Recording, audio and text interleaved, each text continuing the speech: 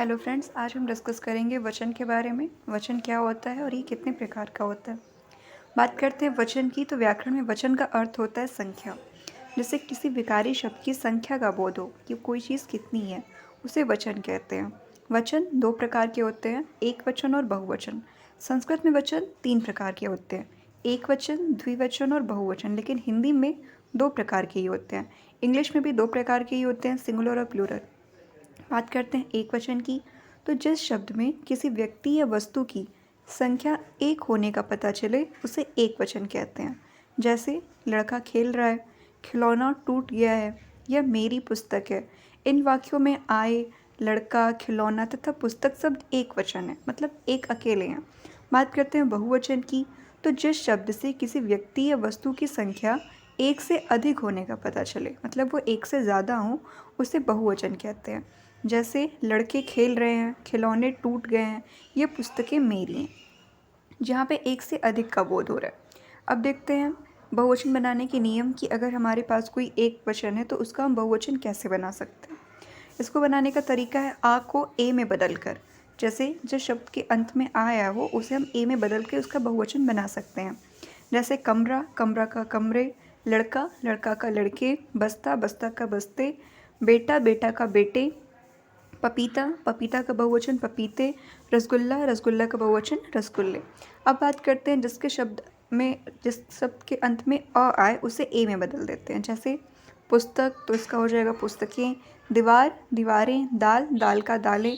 सड़क, सड़क का बहुवचन सड़कें। राह, राह का राहें। कलम, कलम का कलमें। अब बात करते हैं शब्दांत में आ के साथ एंग जोड़कर ए लिख के ऊपर चंद्रबिंदु की बात कर रहे हैं। जैसे बाला, तो बालाएं। कविता, कविताएं। कथा, कथाएं। अब ई वाले शब्दों के अंत में इया लगाकर भी हम बहुवचन बनाते हैं। जैसे दवाई, दवाई का हो जाएगा दवाइयाँ। लड़की, लड़की का लड़कियाँ। साड़ी, साड़ी का साड़ियाँ। नदी, नदी का नदियाँ।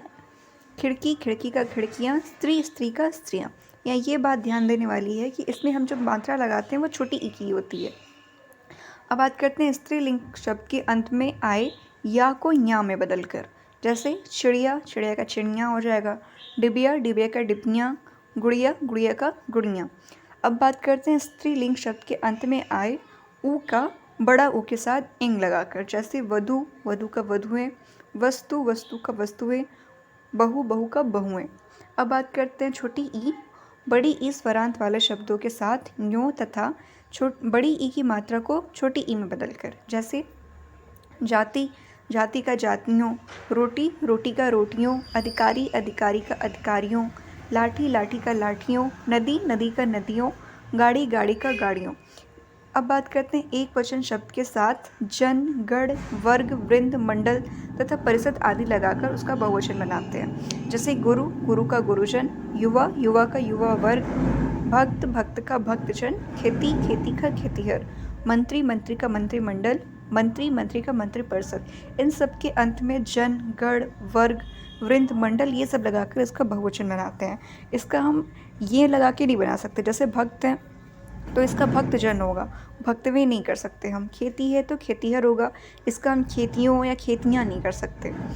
Thanks for watching.